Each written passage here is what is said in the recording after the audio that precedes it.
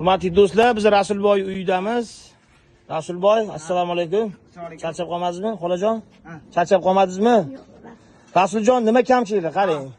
Chiroqlarni o'rnatdik mana. Chiroqlar yaqin. Ha. Kataloglarni qoqishdi. Biz sekin emulsiyalariga kelyapmiz, ya'ni sintetika ishlariga, kosmetika sintetika deyman. Ana ichkariga kiramiz. Tak. Rasul ham o'sha sudralib yurib charchab tushungan arabasiga ichkarida. Ha.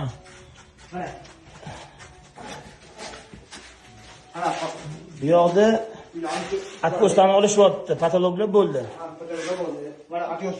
Oxirgi oynamizni qo'ysak, bizda kamchilik o'sha malyar ishlariga emulsiya, aboy, usta haqqi, shularga yordam kerak. Kim bizi bilan Rasuljonning uyini oxirigacha bitirib berish niyat qilgan bo'lsa, mana xolajonimiz ham shu yerdalar.